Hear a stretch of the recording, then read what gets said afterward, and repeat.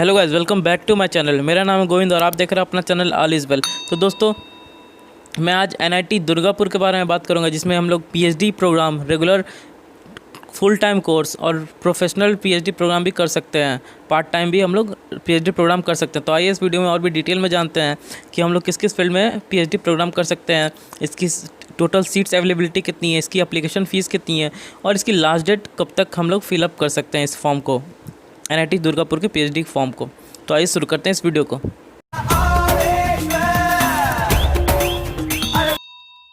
तो बात करते हैं हम लोग एनआईटी दुर्गापुर में admission to various regular program, full time course, PhD program या फिर पार्ट टाइम प्रोफेशनल प्रोग्राम भी हम लोग कर सकते हैं।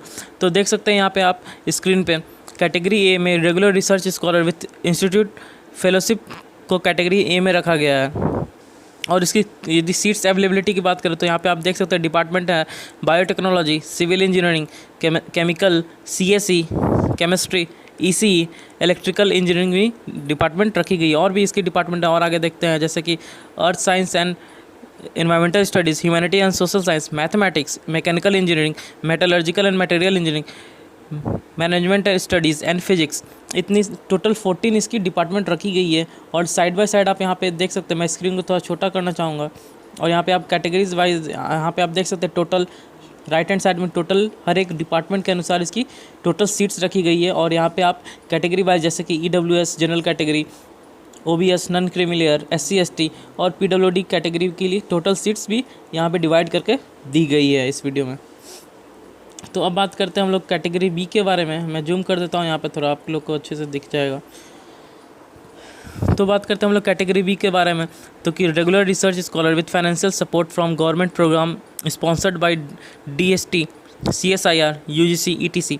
तो कैटेगरी बी में ये स्टूडेंट्स रहेंगे। फिर कैटेगरी सी में regular research scholar selected in externally funded sponsored project in the institute. तो कैटेगरी सी में ये स्टूडेंट्स रहेंगे। तो यहाँ पे बहुत सारी कैटेगरी है, DEFGHI। तो आप किस कैटेगरी में आते हैं वो अपना वीडियो पॉज करके आप चेक कर लेंगे, स्पॉन्सर्ड कैटेगरी या फिर रेगुलर फुल टाइम कैटेगरी में यदि आप आते हैं तो।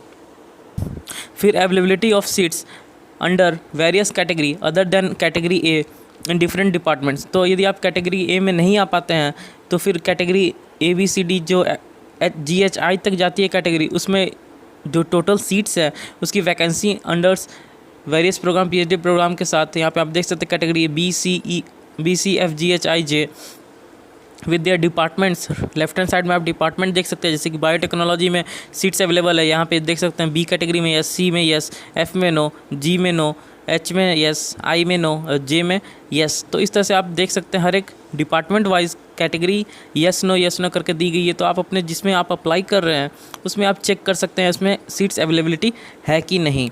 तो जैसे कि मैं डिपार्टमेंट यहाँ पे फिर से रिकॉल करना चाहूँगा, biotechnology, civil engineering, chemical, CS, chemistry, ECE, EE, electrical and engineering, earth and environmental studies, humanity and social science, mathematics, mechanical engineering, metallurgical and material engineering, management studies and physics. तो ये total 14 branch है, total 14 department है जिसमें आप apply कर सकते हैं। With their categories seat availability आप चेक कर सकते हैं। फिर बात करते हैं इसकी minimum eligibility criteria for admission to PhD program of NIT Durgapur में। तो एनआईटी दुर्गापुर में इसकी मिनिमम एलिजिबिलिटी क्राइटेरिया चेक करते हैं। तो यहाँ पे आप देख सकते हैं qualifying degree left hand side में MTech, ME, MArch, M.Pharma, MS, MBA और PGDBM। इस तरह से पोस्ट ग्रेजुएट डिप्लोमा मैनेजमेंट आप प्रोग्राम आपके पास होनी चाहिए। फिर उसके बाद यदि जनरल EWS कैटेगरी की बात करें तो 6.5 CGPA या फिर 60% मार्क्स आपकी होनी चाहिए मास्टर्स डिग्री में। तो यदि SC ST कैटेगरी की बात करें तो 5% रिजर्वेशन यहाँ पे मिलती है SC ST कैंडिडेट्स को, दैट इज़ 6 CGPA और 55% मार्क्स आपकी मास्टर्स डिग्री में होनी चाहिए। तो यदि हम लोग कैटेगरी A स्टूडेंट की बात करें तो उनकी क्वालिफिकेशन जो होगी मिनिमम एलिजिबिलिटी क्राइटेरिया, यदि वो बैचलर्स डिग्री से अप्लाई कर रहे हैं तो उनको वैलिड गेट स्कोर से अप्लाई करना पड़ेगा। जैसे कि आप स्क्रीन पे देख सकते हैं BTech, BArch, B.Pharma equivalent with valid GATE score. यदि आप मास्टर्स कर चुके हैं तो मास्टर्स से यदि आप अप्लाई करेंगे पीएचडी प्रोग्राम के लिए, जैसे कि MTech, ME, MArch, M.Pharma degree है यदि आपके पास, तो यदि आपके पास गेट क्वालिफाइड है तो भी आप अप्लाई कर सकते हैं। और आपके पास गेट क्वालिफाइड नहीं है, आप विदाउट गेट एडमिशन भी आप इसमें ले सकते हैं एनआईटी दुर्गापुर में पीएचडी प्रोग्राम के लिए। फिर बात करते हैं हम लोग कैटेगरी बी एंड सी के लिए। तो as per the terms and condition for the funding and the sponsoring agency के अनुसार इसकी रखी गई है कैटेगरी बी और सी के लिए। फिर कैटेगरी एफ, जी, एच और आई की बात करें तो same as category 8 but GATE and NEET qualification not mandatory. तो इस तरह से आप देख सकते हैं।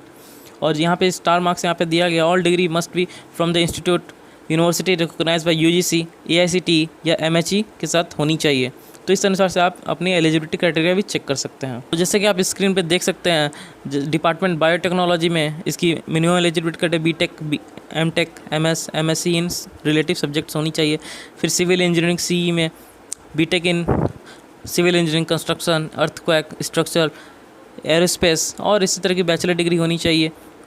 अब यदि आपने एमटेक कर रखा है या फिर एमई या फिर कोई भी मास्टर्स प्रोग्राम कर रखा है तो आप विथ गेट भी आप आप पीएचडी प्रोग्राम के लिए एलिजिबल हैं और विदाउट गेट भी आप एलिजिबल हैं।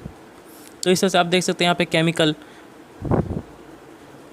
और यहाँ पे computer science and engineering, chemistry, ECE,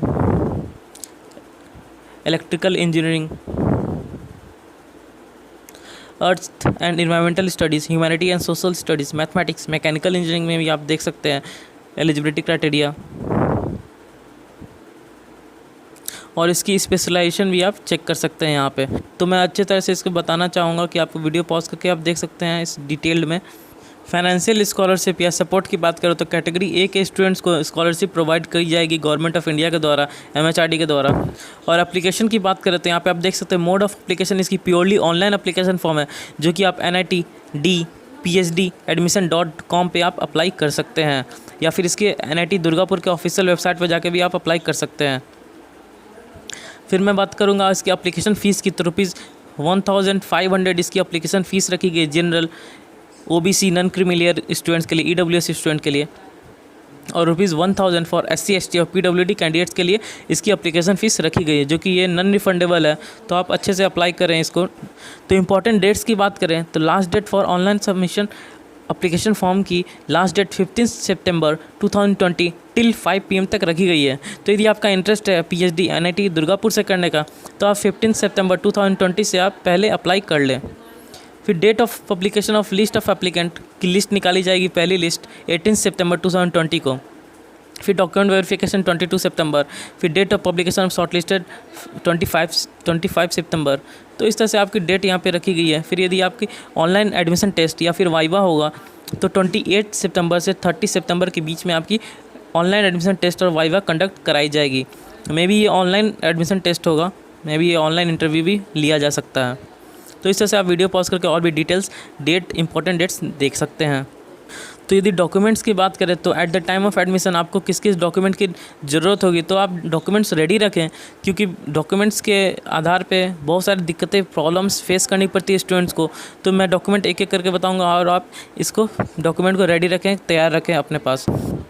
तो scan copy of marksheet, grade marks 10th और 12th के पास आपकी होनी चाहिए मार्कशीट, और इसकी जो भी पास आउट सर्टिफिकेट। फिर इसके बाद आप देख सकते हैं कि आपके पास जो भी बैचलर्स डिग्री है उसकी सेमेस्टर वाइज सर्टिफिकेट और डिग्री या फिर प्रोविजनल सर्टिफिकेट आपके पास होनी चाहिए। डेट ऑफ बर्थ के लिए आपका 10th का सर्टिफिकेट में डेट ऑफ बर्थ होनी चाहिए। फिर उसके बाद आप देख सकते हैं प्रोविजनल सर्टिफिकेट होनी चाहिए। फिर यदि आप SC ST कैटेगरी में हैं तो आपको कम्युनिटी सर्टिफिकेट आपके पास होनी चाहिए। और यदि OBC नॉन क्रीमिलियर हैं तो आपके पास OBC non creamy layer caste certificate होनी चाहिए, जो कि 1 अप्रैल 2020 डेट इज़ 1 अप्रैल 2020 के बाद की होनी चाहिए। डॉक्यूमेंट्स जो भी स्क्रीन पे दिख रहे हैं ये आप अपने पास रेडी रख लें, जो कि रिक्वायरमेंट होगा at the time of admission. तो ये वीडियो आपको यदि पसंद आया तो इस वीडियो को लाइक करते हुए जाएँ, ज़्यादा से ज़्यादा लोगों को शेयर करें जिन्हें ज़रूरत हो, और इस चैनल को सब्सक्राइब कर लें। मैं इसी तरह का वीडियो बनाता रहता हूँ, तो आप नोटिफिकेशन बेल बटन भी हिट कर लें, जिससे आपको इंस्टेंट अपडेट मिलती रहेगी। Thank you.